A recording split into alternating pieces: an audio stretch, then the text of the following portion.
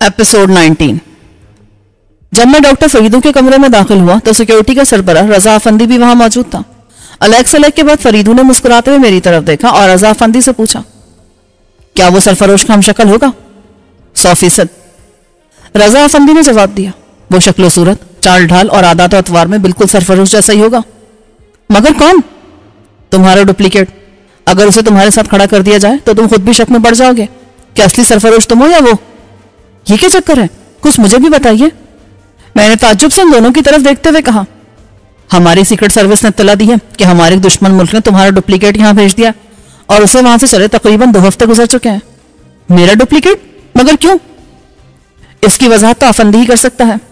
Security chief ने चंद लम्हों तक गहरी निगाह से मेरी तरफ देखा, फिर गहरी मतानत से बोला, ये तो तुम जानते ही हो कि हर मुल्क में इंटेलिजेंस और सीक्रेट सर्विस डिपार्टमेंट होते हैं, लेकिन एक खास महकमा हर उस मुल्क की अहम शख्सियत को डुप्लीकेट तैयार करता है जहां उसे जासूसी करनी मकसूद होती है।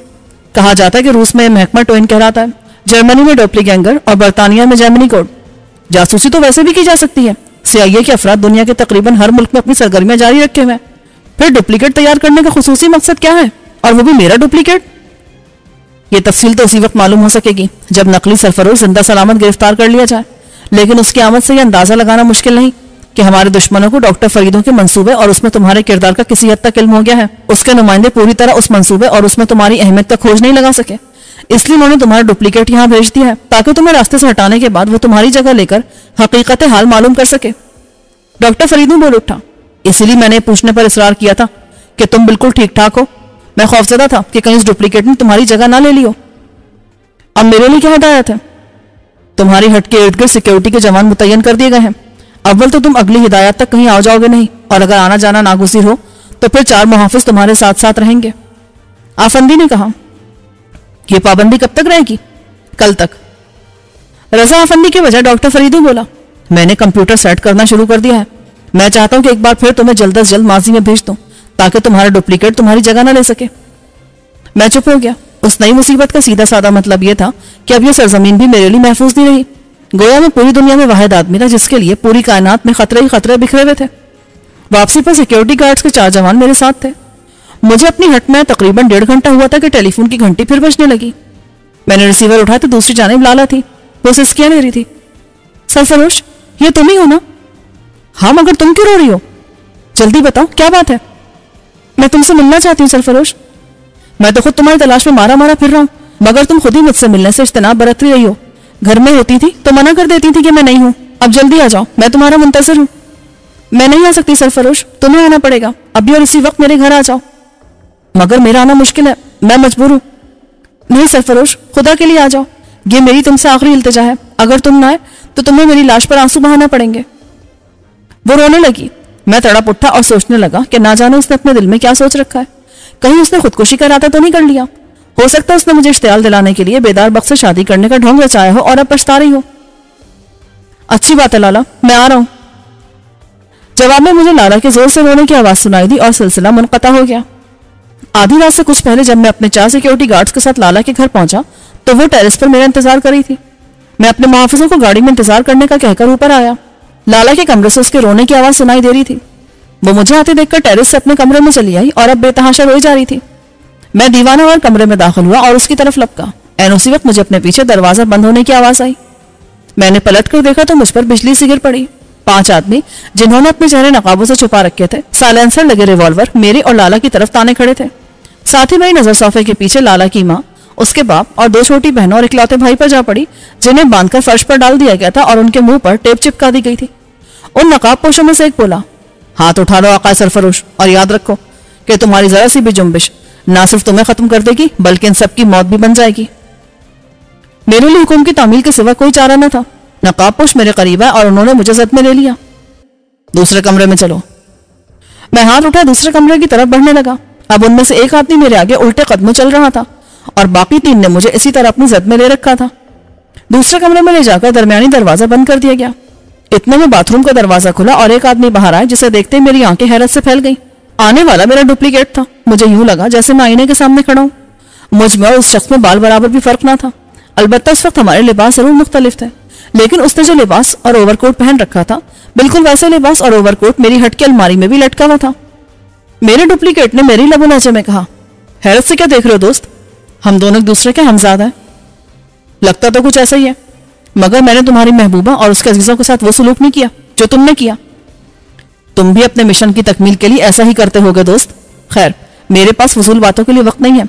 अगर तुम अपनी और इन लोगों की सलामती चाहते हो तो चुपचाप वही करो जो तुम्हें कहा जाता है। इसके सिवा कोई चारा भी नहीं अजीज हमजाद, मैंने खुशदिली से कहा, लेकिन ये याद रखना कि मेरे हाथ अंजाम को पहुंचकर तुम्हारी रूह तक कांप जाएगी। डुप्लीकेट ने खामोशी से आगे बढ़कर मेरे हाथ मेरी पुश्त पर बांध दिए।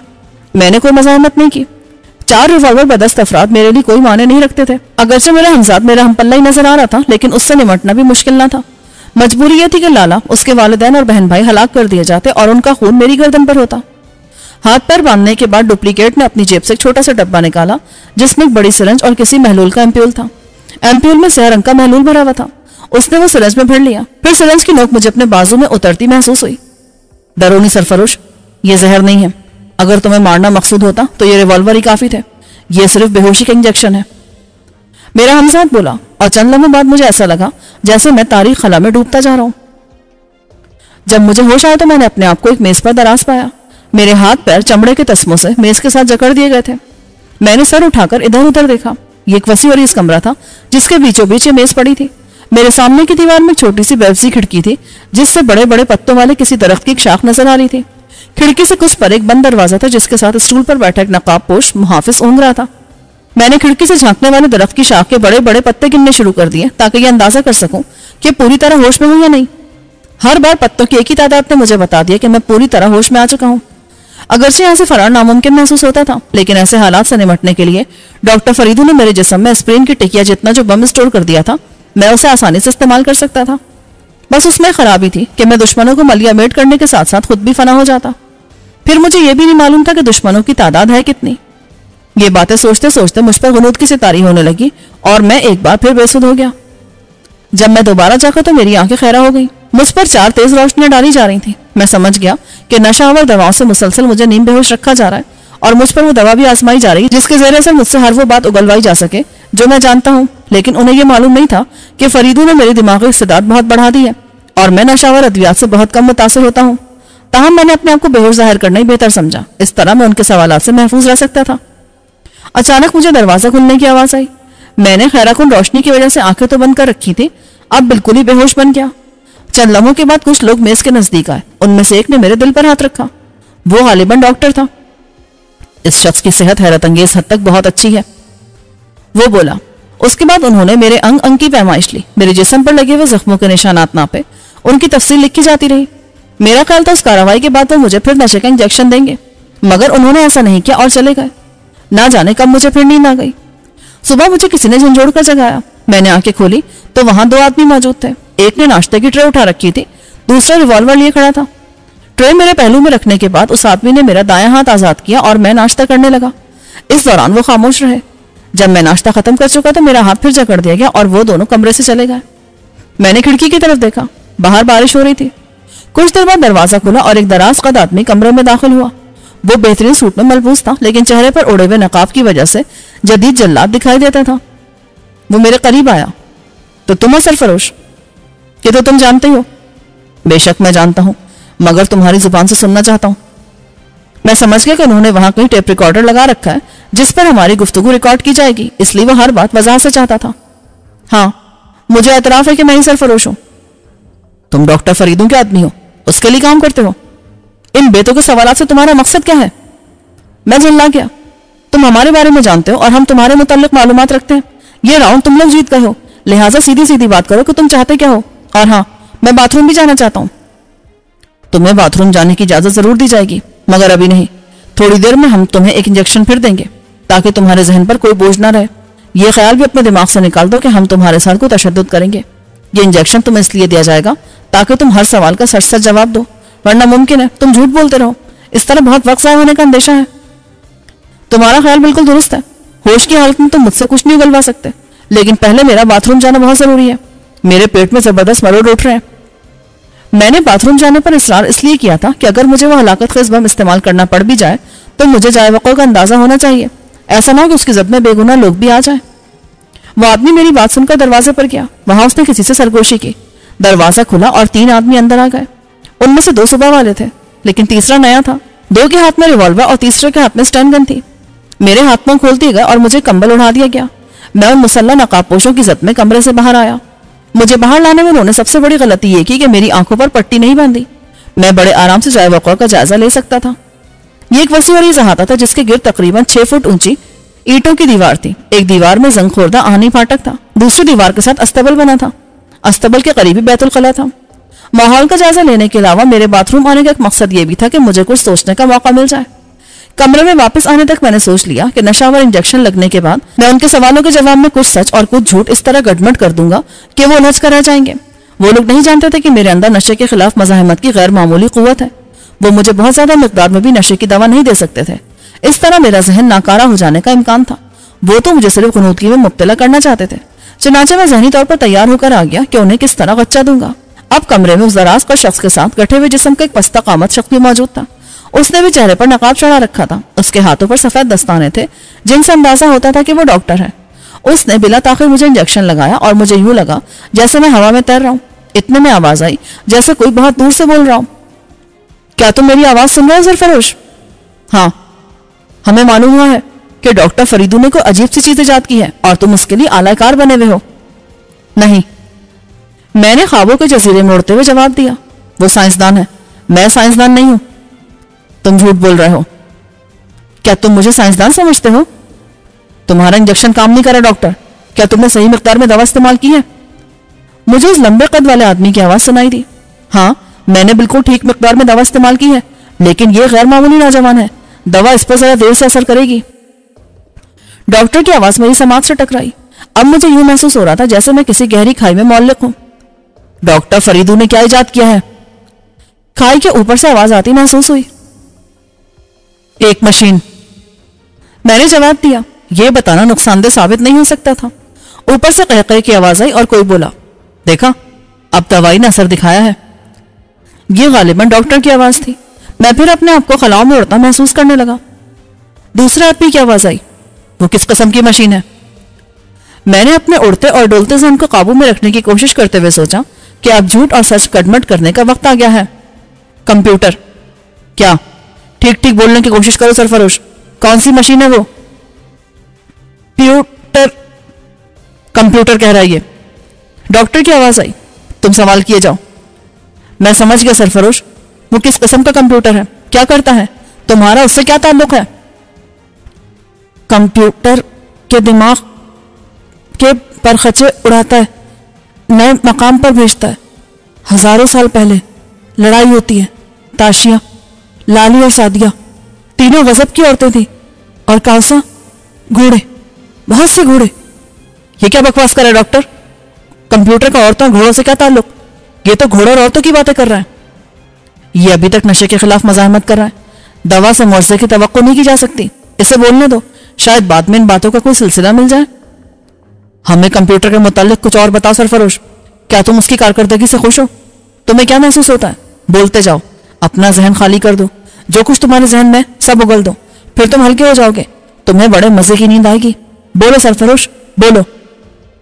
प्यूटर, दिमाग के साल में तार, बिजली के झटके, फिर परवाज, चट्टाने, नंग धुड़ंग, ताशिया, तलवार, कुत्ते, रीछ, मलिका रूबर सुख शैतान, लंबी दीवार, जंग, फिर जंग, खोपड़ियों का मीनार, ताशिया, लाली। ये तो मेरी बकवास है जो हमारे किसी काम नहीं आ सकती। हम खामखा वक्त बर्बाद कर रहे हैं। दराज पर नकाबपोश की आवाज आई, जब तुम इस पर तशद्दुद करोगे तो ये इन्हीं बातों के हवाले से एक एक राज उगल देगा। ये मेरा काम नहीं है। मैं उन्हें फोन पर इत्तला दे देता हूं, वो जो चाहे करते रहें। आओ चलें। उनके जाने तक मैं इसी तरह बेरत बातें करता रहा, मगर जब वो कमरे से निकल गए तो मैंने सोचा कहीं तशद्दुद मुझे सच बोलने पर वाकई मजबूर न कर दे। लिहाजा अब मुझे हलाकत खेज टिकिया का बम इस्तेमाल करना ही पड़ेगा। ये सोचते सोचते मुझे नींद आ गई। जब मेरी आंख खुली तो खिड़की के बाहर कुछ दिखाई नहीं दे रहा था। इसका मतलब यह था कि रात हो चुकी थी। मैं नकात महसूस कर रहा था और मुझे मतली भी महसूस हो रही थी। मैं इसी तरह मेज से जकड़ा हुआ था। मैंने सर उठाकर देखा, दरवाजे के बाहर एक आदमी स्टूल पर बैठा ऊँग रहा था। सुनो, मुझे सख्त मतली महसूस हो रही है, मुझे बाथरूम ले चलो, या मैं यही तय कर दूं? नहीं, ऐसी हरकत मत करना, बस 1 मिनट सब्र कर लो। ये कहकर उसने दरवाजे पर ठक ठक की और कुछ बोला। दरवाजा खुल गया और उसके 2 साथी अंदर आए। एक के हाथ में हस्बे मामूल रिवॉल्वर और दूसरे के हाथ में स्टैंड गन थी। उन्होंने जल्दी जल्दी मेरे हाथ पांव खोले। मैंने कंबल ओढ़ा और उनके घेरे में बाहर आ गया। बारिश की वजह से अहाते की जमीन कीचड़ में बदल गई थी। अंधेरे में मुझे वो ईंटों वाली दीवार नजर नहीं आ रही थी, मगर मुझे इतना पता था कि वो वापसी पर मेरे दाएं हाथ होगी। अब वो टिकिया का बम इस्तेमाल करने का वक्त आ गया था। मैंने बाथरूम पहुंचकर कय करने की कोशिश की। कोशिश से मेरी मुराद सिर्फ आवाजें निकालने से है। मैं इस तरह पहरेदारों को झुल देना चाहता था। दरअसल मैं वॉश बेसिन पर झुका उसी ब्लेड का जायजा ले रहा था जो सुबह मैंने वहां रखा हुआ देखा था। उसे यहाँ रखे शायद मुद्दतें गुजर गई थी, इसीलिए वो बुरी तरह जंगालूद था। मैंने उसे उठाकर धोया, फिर हाथ साबुन से धोए और हलक में उंगली डाल दी। यही वो टिकिया बम छुपा हुआ था, जिस तरह पुराने वक्तों में आती चोर अपने हलक में गोलियां और सिक्के रखकर उन्हें छुपाने की जगह बना लिया करते थे। बिल्कुल उसी तकनीक के मुताबिक डॉक्टर फरीदों की हिदायत पर मैंने ये मोहलिक टिकिया छुपाने की जगह बनाई थी। मैंने उंगली डालकर पहले वो टिकिया निकाली, फिर सचमुच तय कर दी। टिकिया का ये बम एल्युमिनियम के खोल में बंद था और अगर कभी हलक से पेट में चला जाता तो किसी किस्म का नुकसान नहीं पहुंचा सकता था। यह उसी सूरत में हलाकत खेज साबित हो सकता था जब मैं उसे तोड़ देता या उसका खोल उतार देता। खोल और टिकिया के दरमियान एक ऐसा सयाल भरा था जो हवा लगने से तेजाबियत खारिज करता था। मैंने ब्लेड से उसका खोल काटकर वॉश बेसिन में बहा दिया और कंबल ओढ़ने लगा। खोल उतरने के बाद बम को फटने के लिए 2 मिनट दरकार थे। बम की टिकिया जदीद तरीन इजाद थी और हलाकत आफरीनी में आम बमों से किसी तरह कम न थी, मगर उससे ताबकारी असरात पैदा नहीं होते थे। बस धमाके के बाद शोले बढ़ते चले जाते थे। जब मैं बाथरूम से बाहर आया तो उस मखसूस बम के फटने में 1.5 मिनट बाकी रह गया था। बूंदाबांदी शुरू हो गई थी। तीनों गार्ड्स ने मुझे अपने घेरे में ले लिया।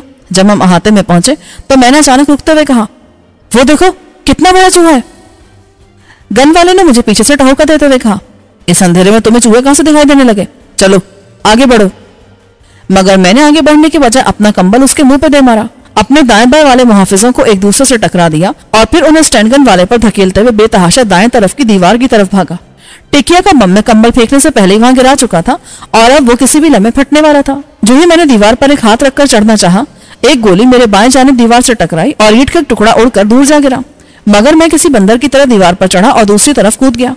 फिर मैं अंधाधुंध अंधेरे में दौड़ता चला गया। अचानक फिजा में धमाके के साथ रोशनी फैल गई। मैंने पलट कर देखा, तकरीबन 1 फरलांग दूर अस्तबल में आग का एक फूल सा रिमझिम बरसती बारिश में ऊपर को उठ रहा था। मैंने अपनी दौड़ जारी रखी कि उस रोशनी में मुझे कुछ दूर मकानात दिखाई दे रहे थे। मकानों तक पहुंचने से पहले उनके मकीन भी जाग चुके थे और ताज्जुब से इसी तरफ देख रहे थे जिधर से मैं आया था। मैं सबसे पहले वाले मकान में घुस गया। मुझे लेने के लिए आने वाली गाड़ी जल्दी उस मकान तक पहुंच गई और उसने मुझे फौरन डॉक्टर फरीदों के ऑफिस पहुंचा दिया, जहां रजा अफंदी भी मेरा मुंतजर था। मुझे देखते डॉक्टर फरीदों का चेहरा खिल उठा। मुबारक हो सरफरोश, तुम जिंदा सलामत लौट आए, वरना मैं तो तुम्हारा मातम कर चुका था। लेकिन ये तो अब भी मातम करना ही लगते हैं। मैंने रजा अफरीदी की तरफ इशारा किया। क्या आपको मेरे बच जाने की खुशी नहीं हुई जनाब? ये सुनकर डॉक्टर फरीदों ने कहका लगाया, अभी इन्हें मत छेड़ो, पहले अपनी रुदात सुनाओ, फिर तुम्हें इनकी खामोशी और मूड की खराबी की वजह भी मालूम हो जाएगी। मैंने उन्हें लाला के टेलीफोन से लेकर अपनी वापसी तक की सारी दास्तान सुना दी। अब तुम भी कुछ सुना दो रजा। डॉक्टर फरीदों ने पाइप पर कश लेते हुए कहा, बरखुरदार, तुम्हारे इश्क ने तो हम बुड्ढों का खाना खराब कर दिया है। जब तुम लाला से मुलाकात के लिए चले गए तो सिक्योरिटी गार्ड्स मजे से कार में बैठे रहे। 20-25 मिनट बाद तुम्हारा डुप्लीकेट उसी लिबास में जो तुम पहने हुए थे नीचे आया और स्टीयरिंग व्हील संभालने के बजाय गार्ड से बोला कि वो ड्राइव करे और सीधा डॉक्टर फरीदों के ऑफिस चले। सिक्योरिटी गार्ड्स के वहम गुमान में भी ना था कि वो तुम नहीं बल्कि तुम्हारा डुप्लीकेट है। चनाचे वो उसे यहाँ ले आए। डॉक्टर अफंदी ने यह कहा तो मेरी सांस हलक में अटक गई। फिर क्या हुआ? फिर मैंने तुम्हारे बजाय उसे कंप्यूटर के जरिए गुजरे हुए किसी जमाने में भेज दिया। डॉक्टर फरीदों ने इंकशाफ किया और रजा अफंदी की तरफ देखने लगा। मैं कहता हूं कि 1 मिनट भी जाया किए बगैर सरफरोश को उसके पीछे भेज दीजिए, रजा ने कहा और फिर वो मेरी तरफ देखते हुए बोला, उसे जिंदा मत छोड़ना बरखुरदार, पहली ही कोशिश में उसे कत्ल कर डालना। इसकी क्या जरूरत है आका रजा? डॉक्टर फरीदों से वापस ही ना बुलाए तो वो अपने आप ठिकाने लग जाएगा। सरफरोश ठीक कहता अफंदी, वो उस वक्त तक नहीं आ सकता जब तक मैं उसे वापस ना बुलाऊं। ये तुम्हारी भूल है फरीदों, तुम खुद ही कहते हो कंप्यूटर आदमी को किसी भी जमाने में भेज सकता है। आदमी को कंप्यूटर में डालने और उसके वापस आने से पहले तुम्हें भी मालूम नहीं होता कि उसकी मंजिल कौन सा जमाना है। अगर आदमी कई हजार या कई सौ साल पहले के जमाने में पहुंच सकता है तो कंप्यूटर उसे कई सौ या कई हजार साल मुस्तकबिल में भी भेज सकता है और मुस्तकबिल साइंसी इर्तिका में हमसे बहुत आगे होगा। फर्ज करो नकली सरफरोश माजी के बजाय मुस्तकबिल में पहुंच जाए तो उसे सिर्फ इतना करना पड़ेगा कि वो वहां के साइंसदानों को हकीकत हाल से आगाह कर दे। वो लोग ना सिर्फ उसे तुम्हारे कंप्यूटर की मदद के बगैर वापस भेज देंगे, बल्कि उसे जदीद तरीन टेक्नोलॉजी की भी थोड़ी बहुत तरबियत देने से गुरेज नहीं करेंगे। इस इम्कान के तहत हमारा दुश्मन मुल्क न सिर्फ हमारे लिए बल्कि पूरी दुनिया के लिए कितना खतरनाक साबित हो सकता है, तुम खुद अंदाजा लगा लो। इसलिए नकली सरफरोश का कत्ल लाजमी मामला बन गया है। तुम्हारा मफरूजा दुरुस्त भी हो सकता है रजा। इस किस्म के नाकाबिले यकीन मफरूजों को साइंस हकीकत का रूप देती आई है, लेकिन मेरे लिए मुश्किल है कि अभी मेरे तजुर्बात मुकम्मल नहीं हुए। मैं यकीन से नहीं कह सकता कि कंप्यूटर सरफरोश को भी उसी जमाने में मुंतकिल कर देगा जहां उसने उसके डुप्लीकेट को भेजा है। देखो, तुमने कंप्यूटर सेटिंग में कोई तब्दीली नहीं की, इसलिए ये उम्मीद की जा सकती है कि वो सरफरोश को उसी जमाने में मुंतकिल कर देगा जिसमें डुप्लीकेट को भेजा गया है। लिहाजा 1 मिनट की भी ताखीर ना करो और सरफरोश को कंप्यूटर में डाल दो। क्या तुम इसके लिए तैयार हो सरफरोश? डॉक्टर ने मुझसे पूछा। मुझे क्या इनकार हो सकता, लेकिन लाला और उसके घर वालों को क्या होगा? आओ चले, तुम उन लोगों की फिक्र मत करो। हम तीनों डॉक्टर फरीदों के दफ्तर से मास्टर कंप्यूटर के तहखाने की तरफ चल दिए। सिक्योरिटी के आखिरी मरहले पर रजा अफंदी रुक गया। उसे तलाश करना और मौत के घाट उतारना अब तुम्हारा सबसे बड़ा फरीजा बन गया है। जी, मैंने इस बात में सर हिला दिया। कंप्यूटर चैम्बर में दाखिल होने से पहले की तैयारियों के दौरान मैंने डॉक्टर फरीदों से पूछा, आपने मेरे डुप्लीकेट को कंप्यूटर में जाने के लिए आमादा कैसे कर लिया था? आमादा मैंने नहीं, बल्कि उसने मुझे किया था, और इतनी बड़ी धमकी दी थी कि ना मैं इनकार कर सका और ना ही रजाफंदी के लिए इख्तिलाफ की गुंजाइश थी। वो कैसे? जब वो दफ्तर में आया था तो उसने अपने कोट के नीचे इंतहाई तबाकुन बम छुपा रखे थे। उसने कहा कि उसे सारी मालूमात फराहम की जाए, वरना वो सारे प्रोजेक्ट को इन बमों से उड़ा देगा। और जब उसे उस प्रोजेक्ट की मालूमात फराहम की गई तो उसे यकीन न आया। उसने कहा कि वो सच झूठ का पता चलाने के लिए खुद कंप्यूटर में जाना चाहता है। वो उन बमों समेत कंप्यूटर चैम्बर में कुर्सी पर बैठ गया। मैं नहीं जानता था कि कंप्यूटर उन बमों के साथ क्या सलूक करेगा, मगर मैंने अल्लाह का नाम लेकर उसे भेज दिया और वो बमों समेत ना जाने माजी के किस दौर में पहुंच चुका है। शायद मैं भी माजी के उसी दौर में पहुंच जाऊं। मैंने कंप्यूटर चैम्बर की कुर्सी पर बैठते हुए कहा। डॉक्टर फरीदू ने हस्बे मामूल मेरे आज़ा के साथ इलेक्ट्रोड्स बांध दिए और आखिर में स्विच दबा दिया। मेरे रगों पैर में बिजली की लहरें दौड़ने लगी। मुझे ऐसा महसूस हुआ जैसे मैं रॉकेट बन गया हूँ। फिर ये रॉकेट तेजी से बुलंद होने लगा और चश्मे ज़दन में तारीख खलाओं का सीना चाक करता चला गया। मेरा दिलो दिमाग पिघल गए और फिर एक धमाका हुआ। कुछ भी बाकी ना रहा, कुछ भी नहीं। मैं जर्रों में तकसीम हो गया था। जहां कंप्यूटर ने मुझे मुंतकिल किया था वो माजी के सफर की मंजिल का पहला पड़ाव था। हस्बे मामूल जल्द ही मेरा लिबास थी और मैं ठंडी रेत पर पड़ा था। अगरचे उस वक्त मेरे सर में हल्का हल्का दर्द था, मगर उसके बावजूद मैं खुद को हल्का फुल्का महसूस करा था। मैंने सर उठाकर एक लंबी सांस ली तो मुझे हवा में नमक और नमी का एहसास हुआ। रेत, नमी और नमक के अलावा कहीं दूर से आने वाली लहरों की मुसलसल आवाज ने बता दिया कि समंदर करीब ही है। मगर जल्दी मुझे एक और आवाज ने चौंकाया। यह आवाज लम्हा ब लम्हा मेरे करीब तर होती जा रही थी। मैंने सुराख लगाने के लिए इधर उधर देखा तो मुझे अपना खून रगों में मुंजमद होता महसूस हुआ। दहशत की लहर मेरी रीढ़ की हड्डी में उतरती चली गई। चारों तरफ से कविल जस्सा मकरू सूरत केकड़े मेरी तरफ बढ़ रहे थे। उनकी पुष्ट स्याह और पेट जर्द थे। वो मुझे अपनी शैतानी आंखों से घूरते हुए दम बदम अपना हल्का तंग किए जा रहे थे। मैं जल्दी से उठ बैठा और अपने करीब रेत में धंसा हुआ पत्थर निकालने लगा।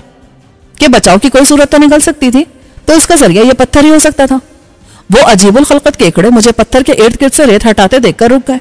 मुझे यूं लगा जैसे ये खूंखार जानवर सोचने की सलाहियत भी रखते हैं। मैंने अपना अमल जारी रखते हुए एक बार फिर माहौल का जायजा लिया कि अगर उन खौफनाक केकड़ों के हिसार से निकलने का मौका मिल जाए तो कहाँ पनाह मिल सकती है। मेरे बाएं जानिब खाड़ी और दाएं तरफ बहुत दूर भूरे भूरे पहाड़ थे। खाड़ी के किनारे किनारे दूर तक खंबे गड़े हुए थे जिनके साथ इंसानी पिंजर लटके थे। उन ढांचों में से कुछ की हड्डियां चमकदार थी और बाकी की मौसमी असरात के बायस मटियाली हो गई थी। ये ढांचे किसके थे, ये सोचने का वक्त मेरे पास नहीं था, क्योंकि केकड़े एक बार फिर मेरी तरफ बढ़ने लगे थे। मैं पत्थर उठाकर खड़ा हो गया। केकड़े एक बार फिर ठिठक गए और मुझे घूरने लगे। चंद लम्हे बाद उनका सरदार, जो जसामत पे किसी शिकारी कुत्ते से कम ना था, दोबारा मेरी तरफ बढ़ने लगा। बाकियों ने भी उसकी और मेरे गिर्द उनका हल्का तंग तर होने लगा। मैंने फासले का अंदाजा लगाया, पत्थर सर से बुलंद किया और आगे बढ़कर सरदार केकड़े पे दे मारा। उसने पीछे हटने की कोशिश जरूर की, मगर उसे देर हो चुकी थी। पत्थर उसकी पुष्ट पर गिरा। खिड़च की आवाज आई और उसके साथ ही उसके जिस्म से खारिज होने वाले बदबूदार मादे के छींटे हर तरफ फैल गए। उसके साथ ही भूखे भेड़ियों की तरह उसी पर टूट पड़े। उनका हिसार टूटते ही मैं भाग उठा और आहनी खंभों की कतार के साथ साथ दौड़ता चला गया। जब मैं काफी दूर निकल आया तो एक खंभे के पास रुककर उससे लटके इंसानी पिंजर का जायजा लेने लगा। यह पिंजर किसी छोटे कद के आदमी का था। मुझे खंभे के आसपास न कपड़े की कोई धज्जी दिखाई दी और न ही चमड़े या लोहे की कोई शय नजर आई। इसका मतलब था कि मरने वालों को बेकफन हालत में खंभों के साथ बांध दिया जाता था और ये कविल जैसा केकड़े उन्हें चट कर गए थे। मगर मेरी समझ में यह बात ना आ सकी कि आखिर उन लोगों को ऐसी अजियतनाक मौत किस जुर्म की पादाश में दी गई थी। मैंने दूसरे खंभे की तरफ देखा। उस पर लटका हुआ पिंजर भी किसी छोटे कद वाले आदमी का था और जब मैंने पलटकर तीसरे ढांचे को देखना चाहा तो दम बखुद रह गया। वो केकड़े मेरी तरफ भागे चले आ रहे थे। मैं एक बार फिर भाग उठा। अभी मैं थोड़ी दूर गया था कि मुझे किसी के रोने की आवाज सुनाई दी। मैं ठिठक कर रुक गया, इधर उधर देखा, मगर मुझे अपना ताक़ुब करने वाले केकड़ों के सिवा कोई जीरू दिखाई ना दिया। तो मैंने उस आवाज को अपना वहम समझा और एक बार फिर दौड़ लगा दी। दौड़ते दौड़ते मैं खंभों के साथ लटके हुए ढांचों पर भी निगाह डालता जा रहा था। वो सबके सब पस्ता कद अफराद के ढांचे थे। अचानक एक आवाज ने मेरे दौड़ते कदमों में जंजीरें डाल दी। कोई इल्तिजा कर रहा था, तुम्हें बरूक का वास्ता है मालिक, मुझे बचा लो, मेरी मदद करो मालिक। मैंने चारों तरफ निगाह दौड़ाई तो सामने कुछ फासले पर एक छोटा सा गोला नजर आया। मैंने गौर किया तो पता चला कोई आदमी रेत में गड़ा हुआ है, सिर्फ उसका सर बाहर है। उस आदमी ने फिर वही इल्तिजा दोहराई, बरूक के लिए मुझे बचा लो मालिक। मैंने पलट कर देखा, आदमखोर केकड़े करीब आते जा रहे थे और मेरे सामने एक बेबस इंसान अपनी जिंदगी के लिए इल्तिजा कर रहा था। मैं उसे केकड़ों की ग़िज़ा बनने के लिए छोड़कर आगे बढ़ जाता तो मुझे अपनी जान बचाने की मोहलत मिल सकती थी, मगर ये मेरे ज़मीर ने गवारा न किया। मैं दौड़ता हुआ उसके करीब पहुंचा और उसके इर्द गिर्द से रेत हटाने लगा। वो मुसलसल इल्तिजा दोहराया जा रहा था, तुम भी जरा हिलो जुलो और पांव पर जोर डालकर निकलने की कोशिश करो। मैं ऐसा नहीं कर सकता, मेरे हाथ पांव बंधे हुए हैं। मैंने आदमखोर केकड़ों की तरफ देखा। सबसे आगे आने वाला केकड़ा हमसे तकरीबन 50-60 कदम के फासले पर रह गया था और अभी वो जिंदा मदफून आधा रेत में धंसा हुआ था। यह सूरत हाल देखकर मैं करीबी खंबे की तरफ लपका जो सिर्फ 10 कदम के फासले पर था। मैंने उसे उखाड़ने की कोशिश की, मगर वो मजबूती से गड़ा हुआ था और उस आनी खंबे के साथ नसब चौबी तख्ता उसे उखेड़ने में मज़ाहिम था। मैंने चौबी तख्ते में लगे हुए कड़ों में बाजू डाल दी और पूरी कुव्वत से झटका देने लगा। खंबा पहले ढीला हुआ, फिर रेत से निकल आया। इस दौरान वो आदमी बुरी तरह चीखने चिल्लाने लगा। मैंने पलट कर देखा तो पता चला केकड़ा उसके सर पर पहुंच चुका है और अपने नोकीले पंजे से उसका मुंह नोचने वाला है। मैंने खंबे का नेज़े की अन्नी नुमा निचला हिस्सा तोला और एक जिस्म में केकड़े को छेड़ डाला। इतने में दूसरे केकड़े भी करीब आ गए थे। मैंने तख्ते की मदद से जख्मी केकड़ा उनकी तरफ उछाल दिया। वो पहले की तरह उस पर टूट पड़े। फिजा में एक बार फिर बदबू फैल गई। मैं जल्दी जल्दी रेत हटाने लगा। इतने में एक सीप मेरे हाथ लग गई। मैंने उससे पहले तो उस शख्स के हाथों को जकड़ने वाले चरमी तस्मे काट दिए, फिर सीप उसके हवाले करते हुए कहा, लो तुम भी रेत हटाओ, ये केकड़े अपने साथी को चट करते हम पर टूट पड़ेंगे। अब वो भी रेत हटाने लगा। साथ ही वो बोला, ये कपाडू बड़े जालिम है मालिक, मगर उन लोगों जितने नहीं जिन्होंने मुझे यहाँ गाड़ा है। हमें जल्दी करनी चाहिए क्योंकि वो लोग देखने के लिए आते ही होंगे कि क्या मैं कपाडों की खुराक बन जाऊं या नहीं। वो लोग कौन है? वो मफरूर गुलामों को ढूंढने और उन्हें सजा देने वाले गश्ती दस्ते के लोग हैं मालिक। उनका सरबरा बर्दाश्त है। पूरे सरामा में उससे ज्यादा जालिम कोई नहीं है मालिक। बरोक उसे गरत करे। इसका मतलब है कि तुम गुलाम हो? मैं गुलाम था मालिक, मगर भाग निकला क्योंकि मैं गुलामी की जिंदगी नहीं गुजारना चाहता था। फिर मैं पकड़ा गया, इसीलिए उन्होंने मुझे खंबे से बांधने की बजाय रेत में गाड़ दिया ताकि कपाडो मुझे आसानी से तलाश ना कर सके और मैं ज्यादा से ज्यादा देर तक खौफे मर की अजियत से गुजरता रहूं। तुम रेत हटाते रहो, बातें बाद में कर लेंगे। मैंने केकड़ों की तरफ देखते हुए कहा, जो उस वक्त तक अपने साथी को चट कर चुके थे और हमें फिर से घूरने लगे थे। ये देखकर मैंने खंबा उठाया और दूसरा केकड़ा हलाक कर दिया ताकि उसके बाकी साथी उसकी ज़ियाफत उड़ाने में मसरूफ हो जाएं। अभी केकड़े अपने साथी को पूरी तरह चट भी न कर पाए थे कि मैंने उस आदमी के बगलों में हाथ देकर उसे गड्ढे से निकाल लिया। उसके पांव खोल दिए, मगर बहुत देर तक रेत में दबे रहने के बायस उसकी टांगें शल हो गई थी। वो अपने पैरों पर खड़ा ना रह सका और धड़ाम से नीचे गिर पड़ा। इस सूरत हाल ने मुझे एक और केकड़ा मारने पर मजबूर कर दिया। फिर जब मैं इस आदमी की तरफ मुतवज्जो हुआ तो वो भी खंभों से लटके हुए ढांचों की तरह छोटे कद का था। उसने मुझे अपनी तरफ देखते पाया तो डर गया। डरो नहीं, अगर मैं तुम्हें कोई नुकसान पहुंचाना चाहता तो तुम्हारी मदद क्यों करता। लाओ, दोस्ती के हाथ में लाओ। ये कहते हुए मैंने उसकी तरफ हाथ बढ़ा दिया, मगर उसने मुझसे हाथ ना मिलाया बल्कि खौफजदा निगाहों से मुझे देखता रहा। हमारे यहाँ दस्तूर है, जब दो आदमी एक दूसरे पर एतमाद करते हैं और एक दूसरे की मदद करना चाहते हैं तो वो आपस में हाथ मिलाते हैं। मैंने तुम्हारी मदद की है और इस अजनबी सरजमीन पर तुमसे मदद चाहता हूँ। अगर तुम इसके लिए तैयार हो तो मिलाओ हाथ। वो चंद लम्हे तक मुझे देखता रहा, फिर उसने मेरे हाथ पर अपना हाथ रखते हुए कहा, मैं तुम्हारा कर्ज चुकाने की पूरी पूरी कोशिश करूंगा, मगर शर्त यह है कि तुम मुझे गुलाम नहीं बनाओगे। इसमें कोई शक नहीं कि मैं पहले गुलाम था, मगर अब कभी नहीं बनूंगा। मैं किसी को गुलाम नहीं बनाता, लेकिन हम में से किसी एक को सरबराही का फर्ज तो अंजाम देना ही है। वो फर्ज मैं ही अंजाम दूंगा। अगर तुम्हें यह बात मंजूर नहीं तो तुम अपनी राह लो, मैं अपना रास्ता खुद तलाश कर लूंगा। मुझे मंजूर है। मेरा नाम पीलू है। पीलू तुम्हारा हर हुक्म मानेगा मगर गुलाम नहीं बनेगा। मैं कह चुका हूं कि तुम्हें गुलाम नहीं बनाऊंगा मैं। ये बताओ, गश्ती दस्ता यहाँ कब आएगा? ये मैं बाद में बताऊंगा, पहले तुम कुछ कपाडो और मार डालो, अभी इनमें भूख बाकी है। पीलू ने कहा तो मैंने एक न दो पूरे 4 केकड़े छेड़ डाले। फिजा में नाकाबिले बर्दाश्त भूख फैल गई। पीलू, क्या अब तुम चल सकते हो? हाँ, बल्कि मैं दौड़ सकता हूँ। हमने सचमुच वहां से दौड़ लगा दी और काफी दूर निकल आए। अब हमारे सामने दलदली इलाका था जिसमें नरकल, सरकंडे और बड़ी बड़ी झाड़ियां उगी थी। पीलू ने एक सरकंडा तोड़कर उसे नरम जमीन में गाड़ दिया और उसका साया देखते हुए बोला, थोड़ी देर में दस्ता किले से रवाना हो जाएगा। पिलान पहाड़ियों के पीछे है, वहां एक छोटी सी बंदरगाह भी है। गश्ती दस्ता हमेशा उसी तरफ से गुजरता है, रात दूसरे किले में बसर करता है और दूसरे रोज इसी रास्ते से लौट जाता है। मगर आज ऐसा नहीं होगा। क्यों? इसलिए कि जब उन्हें मेरी हड्डियां नहीं मिलेंगी और वो खाली गड़ा देखेंगे तो मेरी तलाश शुरू हो जाएगी और उस वक्त तक जारी रहेगी जब तक वो मुझे गिरफ्तार ना कर ले। इस मर्तबा वो मुझे कपाड़ों की खुराक नहीं बनाएंगे, बल्कि मैदान में खूंटे से बांधकर मेरे इर्द गिर्द आग जला देंगे। मैं धीमी आंच से भूनता और चीखता चिल्लाता रहूंगा और वो लोग मेरी चीखों पुकार पर तालियां बजाते रहेंगे। मेरी चीखें उनके लिए तफरीह और तमाशा होंगी। ऐसा नहीं होगा पीलू, मैं ऐसी सरजमीन से आया हूं जहां लोग इस किस्म की सूरत हाल से निमटना खूब जानते हैं, और अगर मैं ना निमट सका तो फिर खुद भी तुम्हारे साथ सजा भुगतूंगा। पीलू ने इस तरह मेरी तरफ देखा जैसे उसे मेरी बात का यकीन न आया हो। वक्त तुम्हें खुद ही बता देगा कि मैं गलत नहीं कहता। अब ये बताओ, कपड़े और हथियार कैसे और कहां से हासिल किए जा सकते हैं? कपड़े और हथियार? गुलामों को कपड़े और हथियार नहीं मिलते। अलबत्ता वो गुलाम कपड़े पहनते और हथियार रख सकते हैं जो लड़ते भिड़ते और खूनरेसी करते हैं। गुलाम लड़ते भिड़ते हैं? हाँ, वो लोगों का दिल खुश करने के लिए आपस में लड़ते हैं और एक दूसरे को मार डालते हैं। मगर तुम अजनबी हो, इसलिए ये बात नहीं समझ सकोगे। मैं समझता और जानता हूं पीलू, ऐसे लोगों को जाबाज कहा जाता है। तुम कुछ भी कह लो, मगर वो गुलाम ही होता है। मैं कोई नोकदार पत्थर तलाश कर लूं? क्यों?